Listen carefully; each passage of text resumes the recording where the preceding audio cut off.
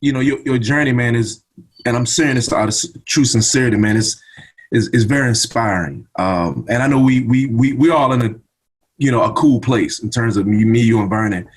But really, man, I mean, what you've been able to accomplish is something beyond normal of anybody could think about, man.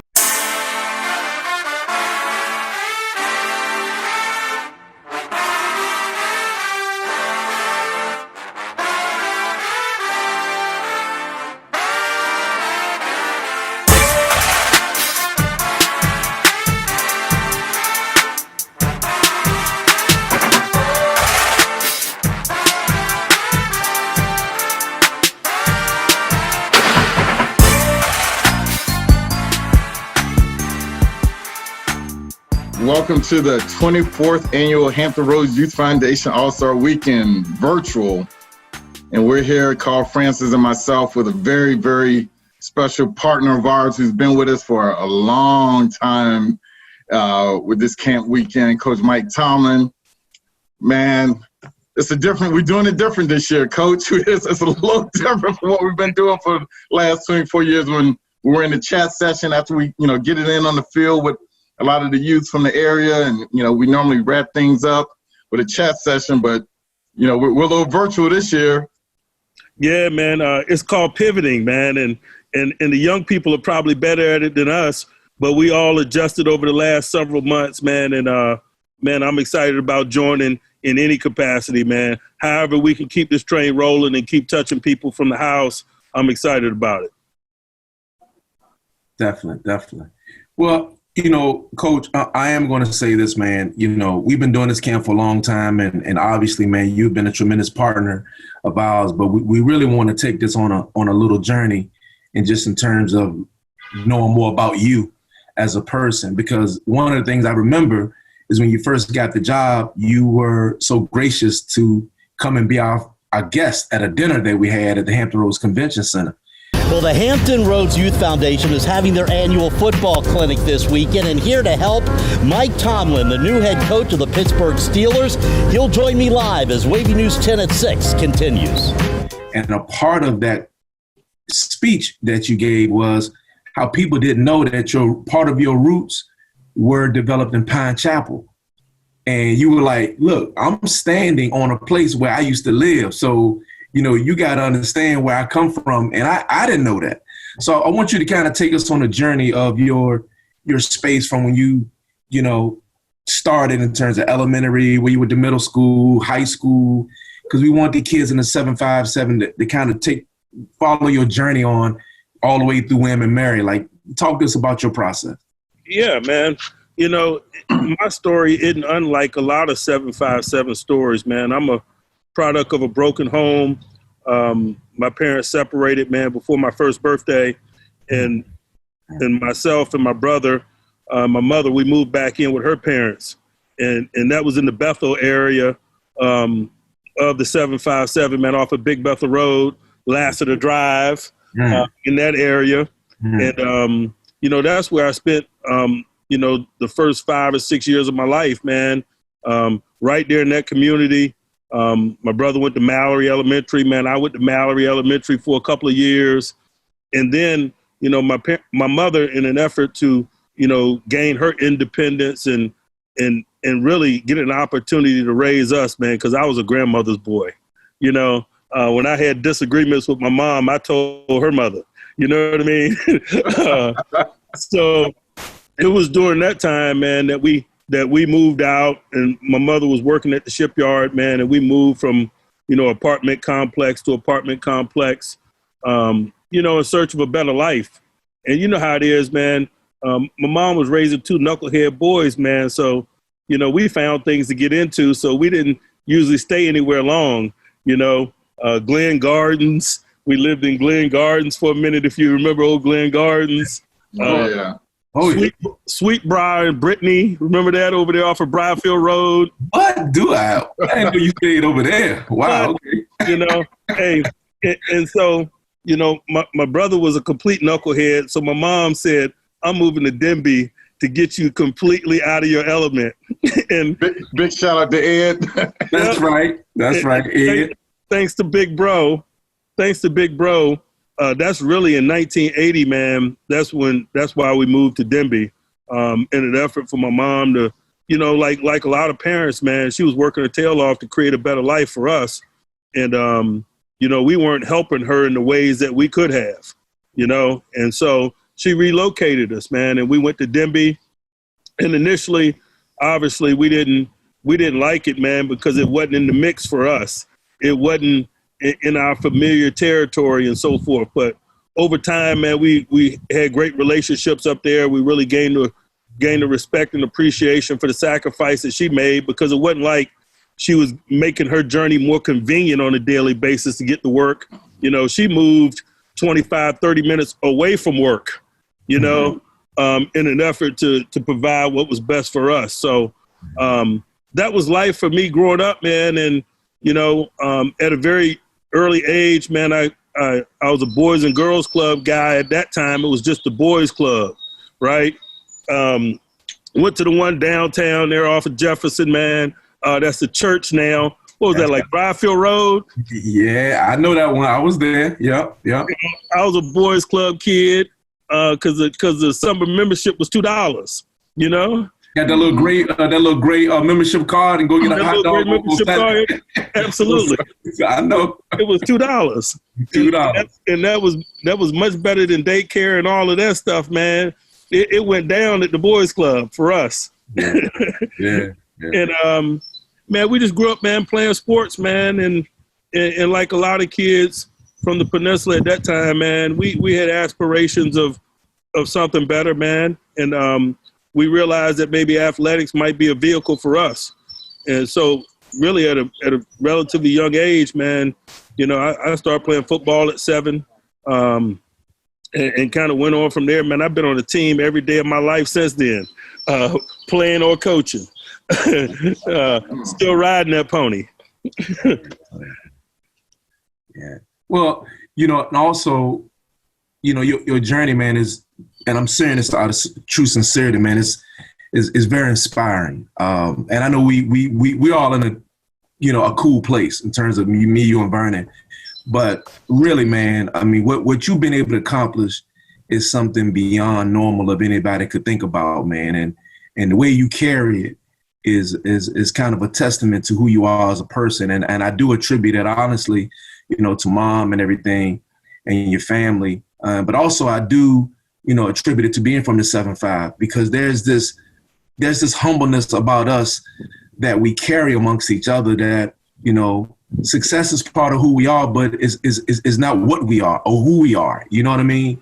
And for you to be at this level, man, and be as humble, you definitely are carrying the back of 7 cities, man, wherever you go. For me, it's interesting, like being from where we're from, our sports stars are accessible because we don't have professional sports teams. Right. When you grow up where we grow up from, you grow up looking up to high school athletes and dudes that just left. And so, like, they're accessible to you. And so you see them at the mall. You know what I mean? And so I never even kind of looked at it that way. I'll never forget, like, I saw DJ Dozier at the mall, at the Coliseum Mall one time. And like, I was like, man, that's DJ Dozier. You know what I mean? Yeah. Dude, and I ain't talking about Penn State DJ Dozier. I'm talking about Kingsville DJ Dozier. You know what I mean? Yeah. Like, man, like we going to the gym because J.R. Reed playing that night. You know what I mean? Like, and so there's an accessibility there that, you don't grow up thinking about like you're in a bubble or you just, and so making it for me was not this deal that, made you unaccessible. It was just about, being able to share the love, man, with your people and being able to move around and do the same things you always do and get that love, man. And so I don't know that I've ever even viewed it that way. I know there's a warmth when I'm at home, and there's a comfort and ease when I'm on them familiar streets, and and I'm not guarded in any way. And that's a cool feeling that I never experience when I'm away from there. Mm-hmm. And because when I'm not there, I'm on. I'm Coach Tomlin when I'm not at home. Right. But when I'm in that part of Virginia, man, people know and love me for so many different reasons beyond this job that I hold. You know, the relationships run so much deeper. It's a cool thing. Please welcome from Denby High School in Newport News, Hampton Roads' own, the head football coach of the world champion Pittsburgh Steelers, Mike Tomlin. What's up, Steeler Nation?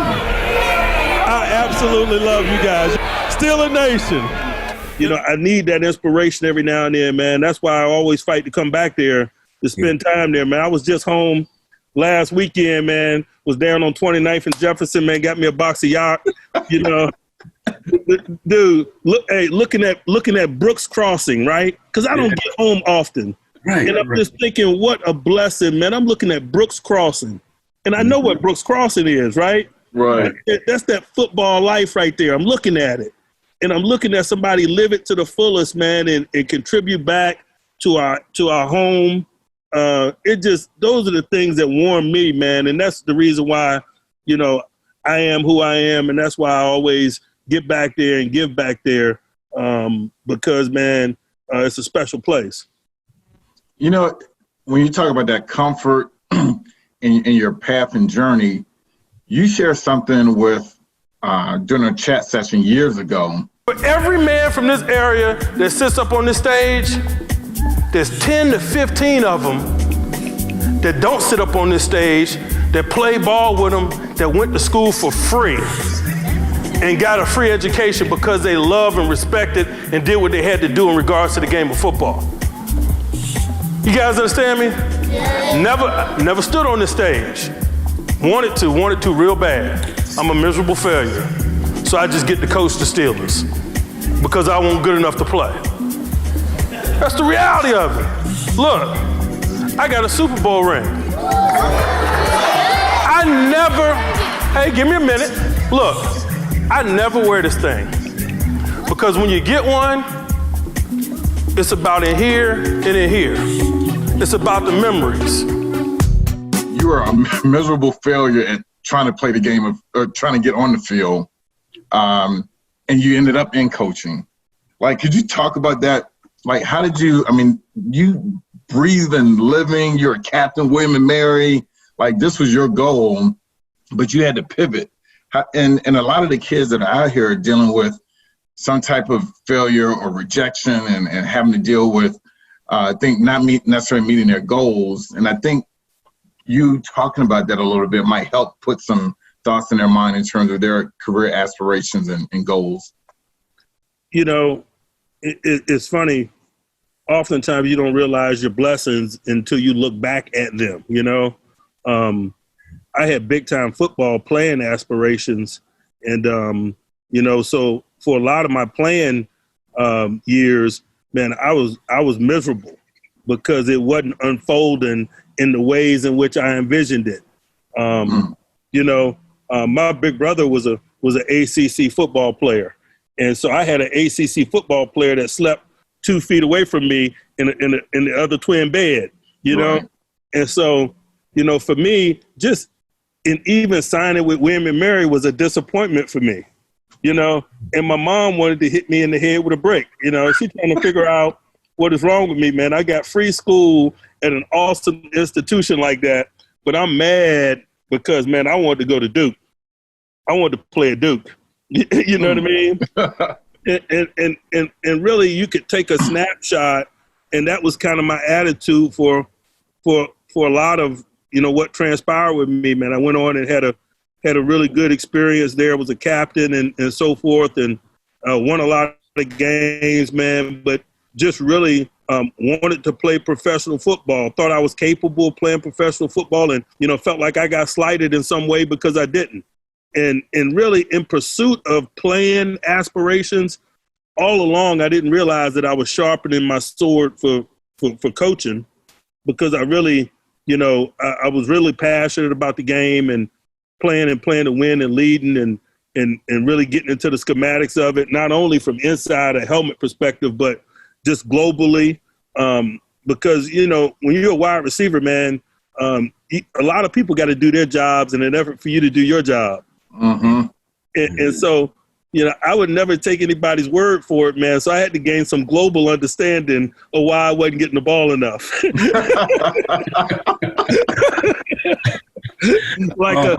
I've never heard a wide receiver explain it that way. I like that. Hey, that's why to this day I have so much patience for those that play the position, because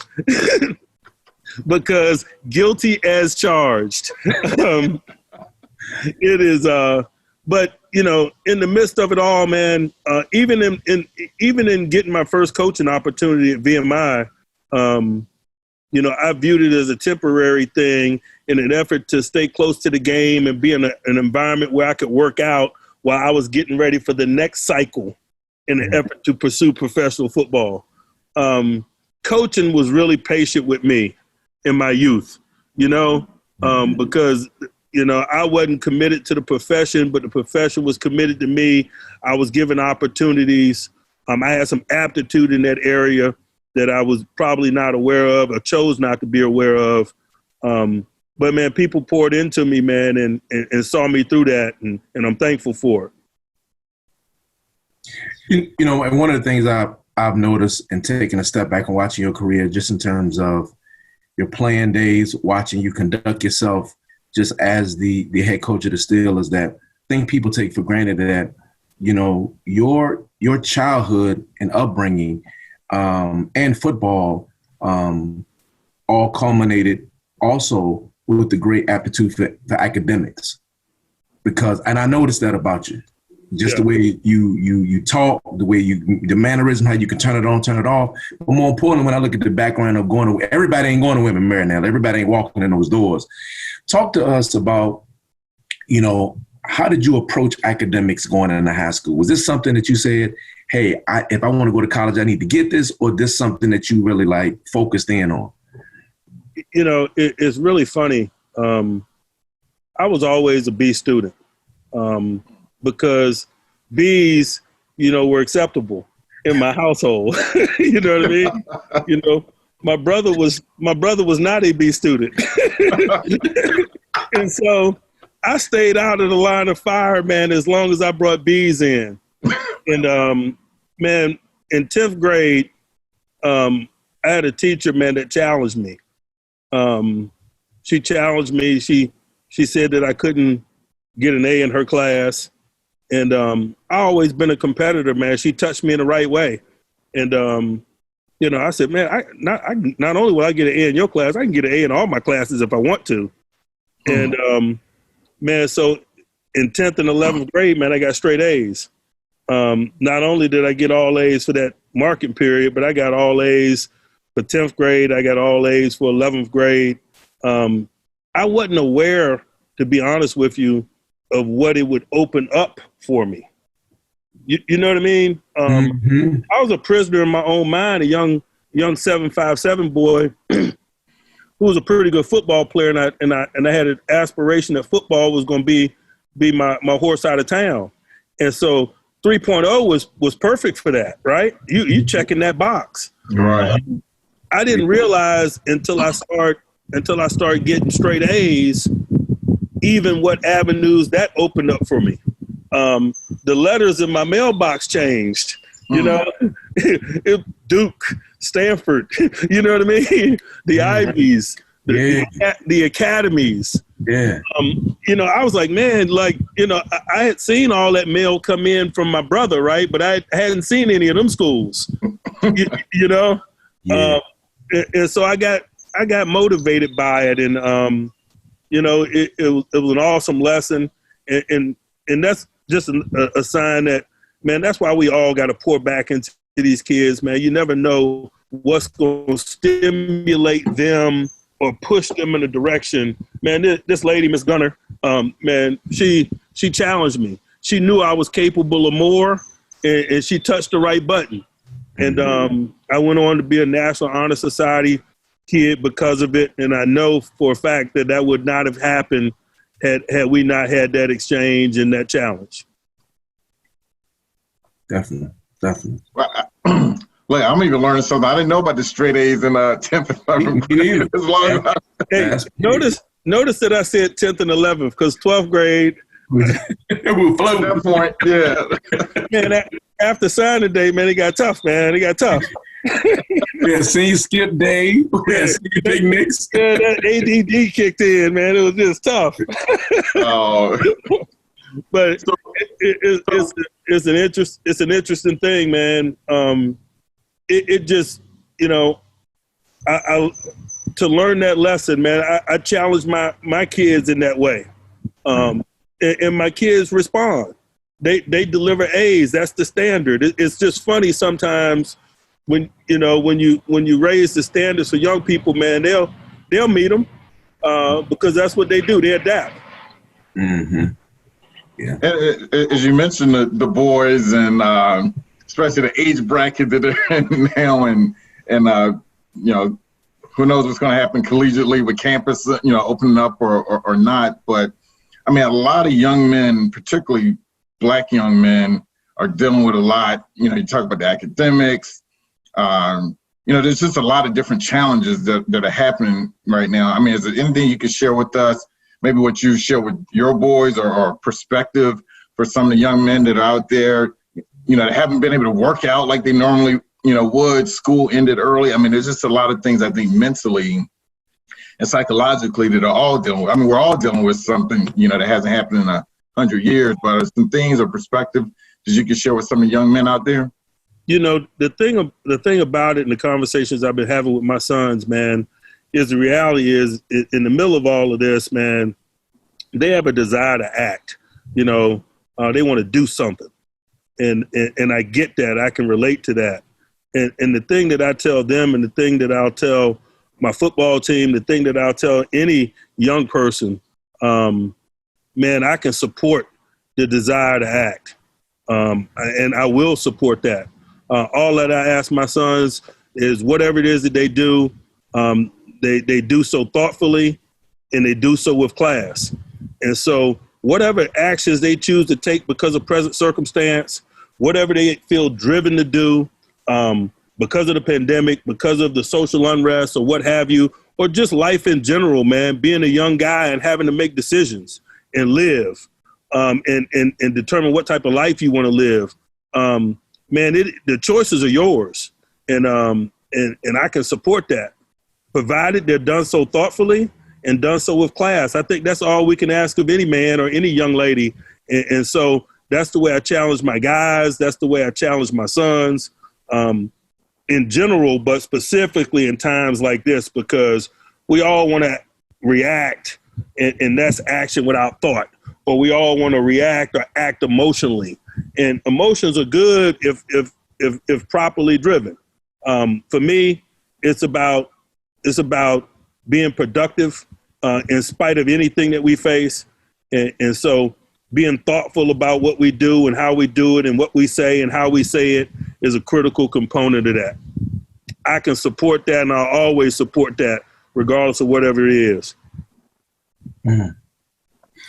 Tell us more about, man, your high school days playing football at Denby and for Coach Boone, who was a great man, who saved a lot of young men because everybody thought, the Denby guys were a little different.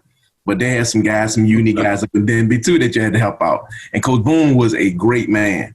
Tell us about your experience playing high school football. Like, tell us some of your most memorable games, memorable plays, who you scored on. I know. I think you guys may have beat Hampton one year. Here we go. I don't know. Every year. I don't know. Hey, I did whack Hampton my senior year. Okay. There it is. Okay. There it is. Hey, but we were not surprised. We whacked them when I was in 10th grade on JV. We went undefeated and won the Peninsula District as JV guys in 10th grade. So we didn't bow down to that mystique. But my junior year, man, they had Eric Hunter and guys like that. Man, it was tough to deal with. Right. But I'll tell you this, man. Being around as much ball as I've been around all my life, the things that I think about and the memories that I hold near and dear are not necessarily the moments that, everybody talks about when we come together. It's the things that you cherish if you got an intimate relationship with the game. You mentioned Coach Boone. Man, Coach Boone was an awesome guy. He was hard. He was fair. I had the pleasure of playing for him and John Quillen, right? I had Coach Boone in 9th and 10th grade, and then 11th and 12th grade, I had Coach Quillen. And so, man, I had the pleasure of playing for both men. But when you say Coach Boone, man, I smile because when you're a young guy, man, Coach Boone will call that JV team up to that varsity practice field and get your kickoff return team out there. Something, man, it was a scary thing to be a young guy at practice. At Denby High School in the mid to late 80s, man, we had some goons running around in that practice field. And if you were in 9th grade or 10th grade, man, that was scary, and it would be routine. It would be nothing for coach to call you up on a Thursday, for some goal line scrimmage or something. I'm like, man, we got a game on Saturday morning, coach. Man. Hey, listen, and y'all had goons. You got Troy Gresham, Marcus Michael, Kevin Jones. Hey. No, that's what I'm talking about. What do you want me to do? That was some ballers. Those some ballers. We did a short yardage scrimmage, man. Troy Gresham at fullback, right? Marcus Michael at tailback, right? I'm playing strong safety. We got an 8-man box, right?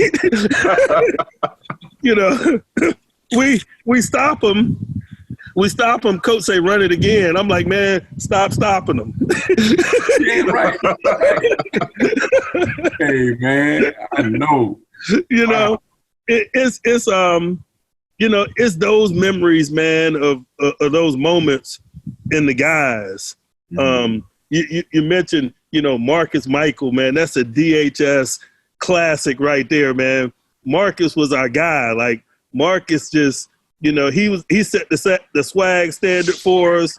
He taught us how to do it. He taught us how to move around Coliseum Mall when we came down to y'all neck of the woods. Yeah. You know what I mean? We felt like when we was with Marcus, man, nothing bad was gonna happen to us. He was well respected across the peninsula. Listen, I remember meeting Kevin Jones when his son came to the camp, and up until that point, I did not like him. Right. Here's a guy that's a minister now, I think, and he's in a different world. I had them and I said, Kevin, look, no disrespect, you're a great guy. Because, we having a good time. So I said, man, I tell you, in high school, I couldn't stand you, man. He was so good. He was so arrogant. He laughed. We had a good time. Hey, man, them boys from Warwick Lions, man, they moved a certain kind of way, man.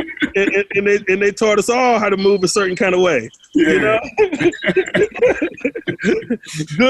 Good people, man. Isn't it funny? You're right. Isn't it funny as you move forward in life, man, that you could appreciate those stories? And like you mentioned, man, Kevin got a great ministry now, man, touching a lot of lives, man. Yeah. It's just them classic days, man. It's just young people being young. Yeah. Oh, man. So, as you know, we argue about the 757's got as good of football athletics as anybody in the country, Florida, Texas. You obviously evaluate a gazillion guys every year. Are there any attributes? Do you see any patterns in terms of 757 compared to any other region, or does it come down to a man based on how they growth? Because a lot of people in the 757, we've been talking about it, but you get to see some guys. You got some guys that you've evaluated and determine whether they can play the next level. What is your true assessment? The interesting thing from my perspective is I deal with and have dealt with guys, man, at a high level for 20 years and been in the league. And it's no question that the 757 guy moves in a certain kind of way. But it's the same way that the Dade County guy moves. It's the same way that the Houston, Texas or the Dallas, Texas guy moves. It's the same way that the LA kid moves. And you guys can relate to this because being from there, there is a commitment to your craft in athletics. In a lot of ways, man, there's a perception that that's the only way out. And so, man, there's a commitment there. There's a toughness there. There is no plan B for a lot of those guys in their mind. They're obviously, as young, talented people, they're capable of a lot of things. But sometimes, man, we gotta live a little before we grow to understand some of the things that we're capable of. And the commitment that the 757 football player has to his craft in the game, what he's willing to do, is unique. But it's unique in the same ways. It's that same fiery spirit that you see in that Dade County or that South Florida young man. It's that same fiery spirit that you see from that South Central Los Angeles guy that's from Dorsey or somewhere that's just, that decided at a very young age that this was his thing and he was going to ride that pony. And so those guys move in a certain way. They got a certain relationship with the game.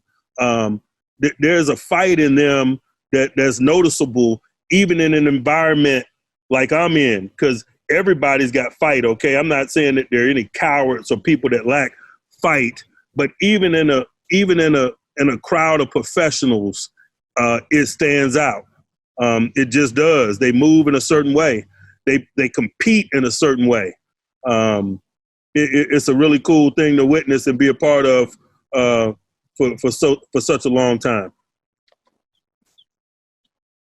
Yeah, one of the things, man, that we try to do, the reason we put this program together is to really get these kids going. And, in terms of thinking a different way, because I know last year, I know you weren't able to make it to the summit that we had, the leadership summit, to talk about, mental illness, or mental health rather, and police connection. Like, to follow up a little bit on what Vernon mentioned earlier about what our young people are going through, even in the middle of COVID. You got these 2021 kids now, doubting themselves, like, man, I may not even be able to get a scholarship. Man, am I going to school? Like, what type of advice would you give those young people to look, while it might seem bleak at this moment, there's still some hope at the end of the tunnel for you to achieve your goals? Like, what type of advice would you give them, those kids in that space? It's really as simple as this for me. Life is not going to be defined by what happens to them, meaning the things that are outside their control. Mm-hmm. Their life is going to be defined by how they respond to those things. Mm-hmm. And not only in the short term, but the long term. Mm-hmm. And we can't fear short-term misery, and we got to embrace short-term misery. There could be some short-term misery because of obvious things that a young man faces, being a 2020 young man or a 2021 young man. But when it's 2040 and he's looking back at it, he's gonna want to know that he made good, strong decisions, that he smiled in the face of adversity, that he didn't let go of the rope. And we all know that if he does that, then he's going to be able to look back in 2040 and smile. Mm-hmm. Man, it can't be about short-term gratification. No, it's probably going to be some dark days that lie ahead. And as mentors, as people that interact with young people, man, we cannot act like that does not exist. Right. I'm challenging them to fight that, man. Forget what happens to you. How are you going to respond to it? Not only in the short term, but in the long term. Because none of this is going to define any of these young people. It will if they let them. It's the same thing that I'm talking to my rookies about right now. Because there are a lot of reasons for an NFL rookie in 2020 to fail. Mm-hmm. But man, that's the easy discussion. No, man, I'm looking for guys that are committed to excelling in spite of this. And excelling might not be in terms of outstanding rookie success. Excelling might be setting themselves up for successful careers, and it might not show in the form of statistics in 2020, for example. Those are some of the things, points that I always push to young people that I work with or my kids. It is tough. It's tough right now. But, it's made for tough-minded people. And so smile in the face of it and roll your sleeves up, man, and get busy working. And in the long run, you and I both know, man, they win. That's how I've lived my life. You're looking at a failed football player, who rolled his sleeves up. And when I look back at it now, man, I've seen 20 plus years in the National Football League, man. I could have been Bruce Smith, man, and not seen that. You know what I mean? I would have to have been Bruce Smith in order to see what I've seen as a player. That's right. 20 years. And that's, remain diligent, remain hardworking, stay humble, man, stay rightly focused. I try to live my life that way, man, because young people don't care what you say. They watch you move, And so, my preference would be is just for them, I challenge them to watch me move and move like I move. Because having 18 and 19-year-old sons in the house, they do not care what your mouth say.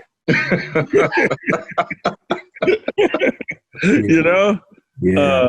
So that's how I try to get down.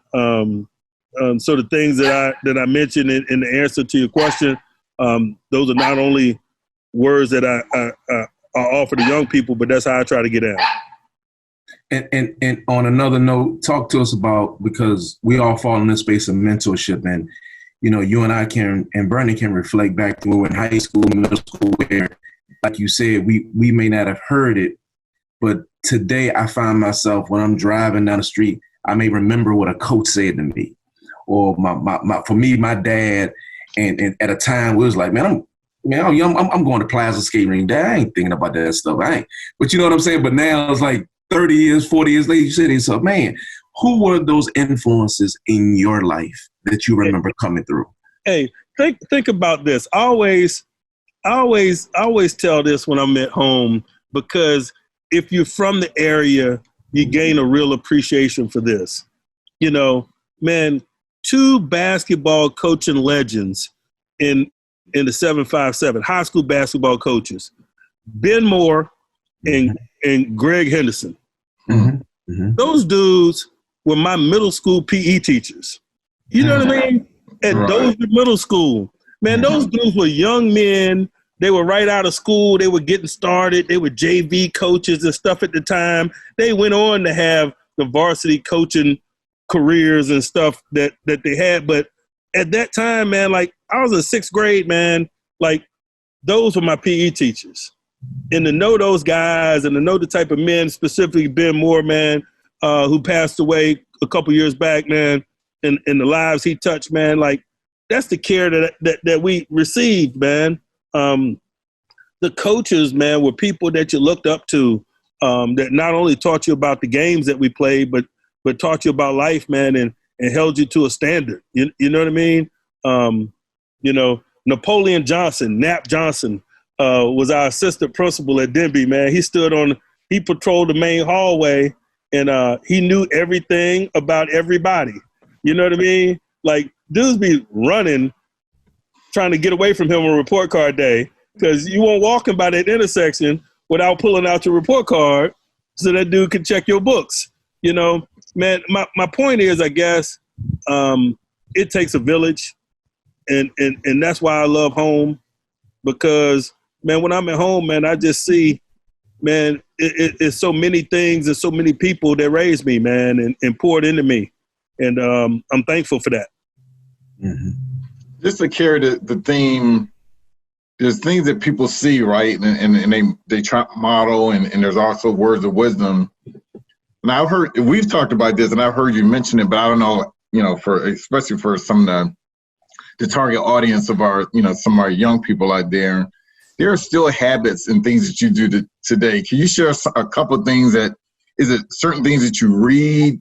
Is it prayer? Is it certain, you got to talk to mom?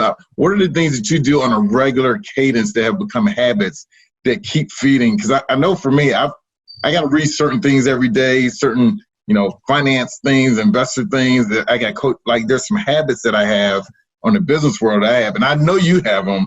Could you share a couple that you use on a daily basis or maybe a weekly basis that kind of helps keep either your foundation or keep you moving forward for the things you do professionally and personally? Sure. I think back when I was a graduate assistant, right, at the University of Memphis, and anybody that knows anything about any type of graduate assistantship, man, that is the most miserable time of your life, right? Like, you're a full-time graduate student, but you're working a full-time job as well. I was coaching football at the University of Memphis. So I was drowning in life, and overwhelmed all the time. And I got this Franklin planner, and I bought these cassette tapes, right? And I committed to a day of watching these cassette tapes and organizing my life through this Franklin planner. And just thoughts, quotes of the day, appointments, critical notes, callbacks, et cetera, et cetera. I needed that organization because I was drowning in my life at that time, just being a full-time coach and full-time student. And it's an interesting thing. So this is 1996. So from 96 through 99, I was totally dependent on the Franklin planner system. And so I have these years of my life cataloged in my library at my house. And the minute detail, I can open up a date in 96 and look at notes from that day, and it takes me back to that day.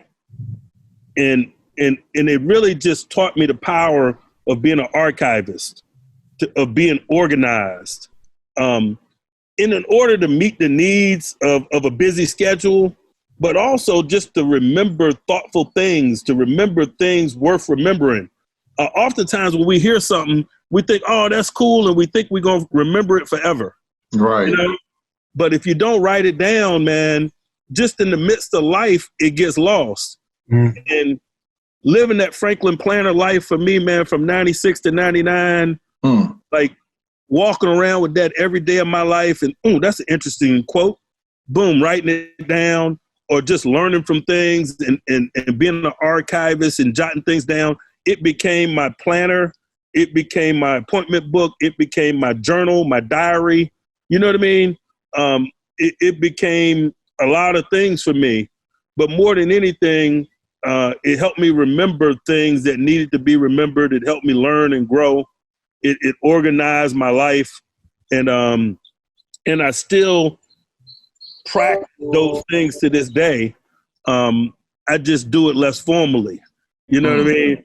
I can do it in my head, or I can do it on a note card. I'm not, I'm loosened up a little bit over the years where I'm not walking around with that book, but I'm able to learn and grow and challenge myself through my experiences, because I became an archivist, man, in 96 when I was drowning as a GA. I do feel as though, talking to a few of them, it's like a lot of moving parts, and you can never get them all together. What type of advice would you give the coaches that are trying to manage all of it? I'll tell you this. There is no special formula, but I'll tell them this.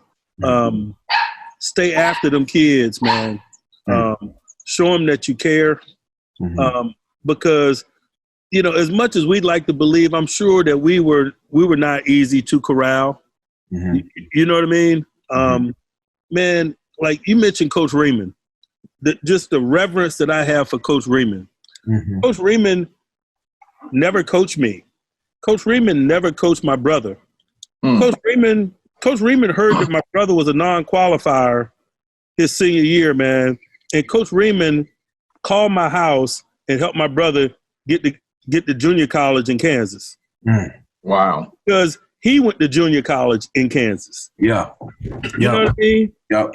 And but that's that 757 love. You know, I'll never forget. Coach Riemann was the coach at Warwick when I came through. He had a football camp, Tomlin Riemann football camp at Warwick High School. I was a rising senior or whatever. It was the summer before my senior year. And I'll never forget, man, he called me at my house and said, "Hey, you coming to the camp tomorrow?" I'm like, "Absolutely, coach, I'm coming." You know what I mean? Like, I'm like, "How you get my home number?" You know what I mean? Tommy Riemann, right. There's no Tommy Riemann called my house. Yeah, coach, get your boys right too, because I'm gonna show them what we're working with this year. You know? Right. You know, just the pouring in the kids, that aren't even yours. You know what I mean? Like Coach Lyons at Warwick, man. Like Ray Savage, right, was all world dude. Ray Savage chose not to play in the Virginia High School All-Star game. So Coach Lyons recommended my brother, man, and my brother went and was defensive MVP of the game and replacing Ray Savage. Wow. But he didn't coach my brother. You know what I mean? Yeah, like, good point. Yeah. You know, my brother, he's just like, man, that linebacker, that kid at Denby, man, deserved to be in this game. Yeah.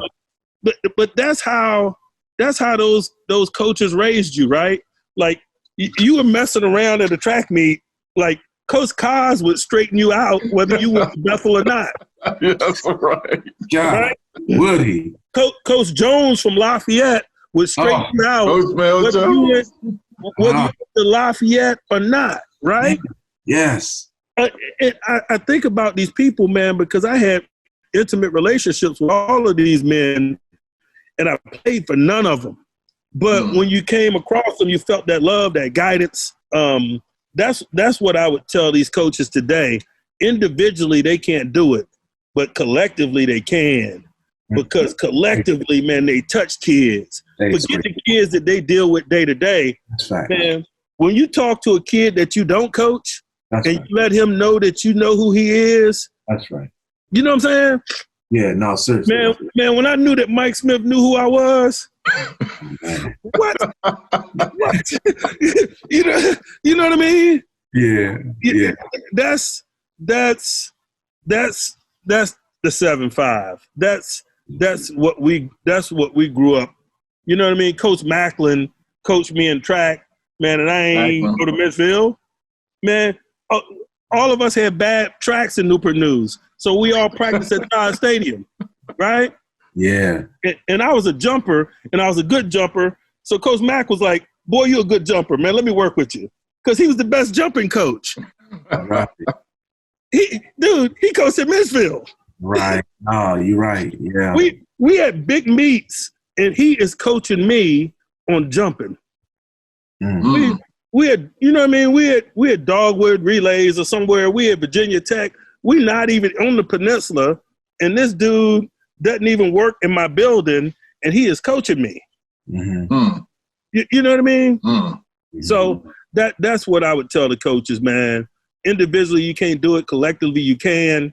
That's right. Take care of each other. Take care of each other's kids. That's them great. Kids, man, because that's when them kids feel like they got nowhere to hide. They feel loved. They feel the nest. You know what I mean? That's what we felt. That's what we can't describe. You know what I mean?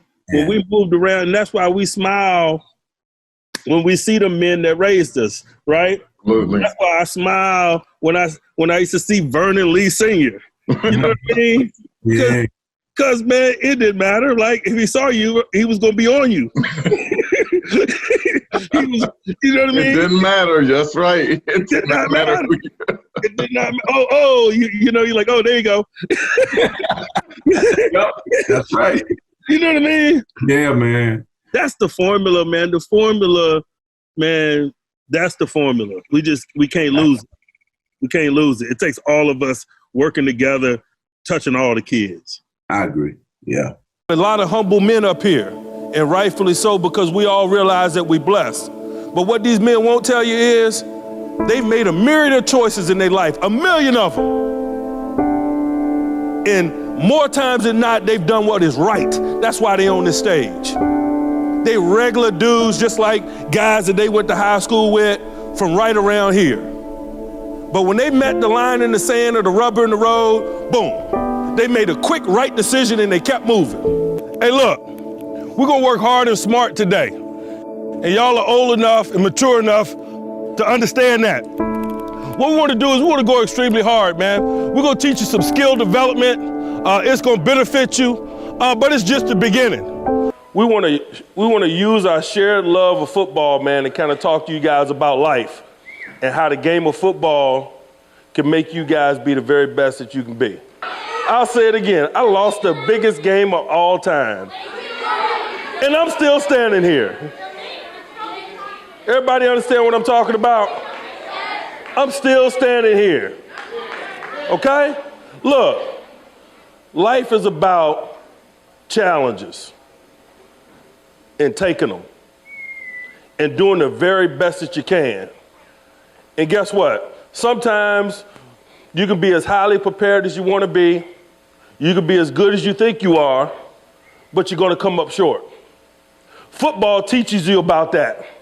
It's like life. Sometimes things are going to happen that are outside of your control. And if by being here, being in a good spirit, man, having a good time with you guys, hopefully I can inspire some of you guys to understand where I'm coming from, that wins and losses don't define you.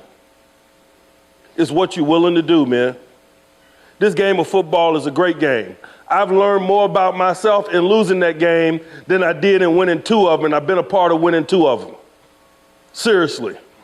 The more you get comfortable with dealing with being uncomfortable, the more you get comfortable with working with one another, teamwork, the better it is that you're equipped to deal with the things that life's going to present you. Football is going to teach you that it doesn't matter whether this person is different than me or whether or not he and I get along. No, he and I are on the same team working toward the same goal. When things get tough and coworkers beside you quit because it's uncomfortable, football is going to provide you the know-how to persevere and push on and to overcome adversity. In the midst of pandemics and a lot of things, social justice-wise, I think hopefully some of the messages and the stories that, we've been able to talk about here and we'll be able to share as people are watching us will benefit from that. No doubt, man, because that's what it's about, man. That's why we live, man. We benefited from that village, man, that raised us, and our lives have taken us to other locations, but we're drawn back to that place where we came from, man. And we don't get a chance to live it and breathe it and touch on the kids every day, man. But they need to know that we love them and that we understand them, and that we were those kids that sat out there in that audience and dared to dream. I get that. I just want them to know that they're capable. And that's why I'll always continue to go back, man, and make myself accessible, man, because I want them to know I'm not an alien, man. I'm a 757 boy trying to get a 2-piece from Chickasee. You know what I mean? That is the fact. Oh, big chick. Yeah, man. I'm right behind you. I want them to know that. Yes. It's important that they know that. Yeah, for sure. You know what I mean? For sure. Man, I love you guys, man. Appreciate you, man. Love you too, man. Thank you for your time, man. I appreciate it. Look forward to when everything clear out, we can get up in person. You know it. You know where I'm at, baby. Holla at me. All right, now. Here, guys. My man, take care.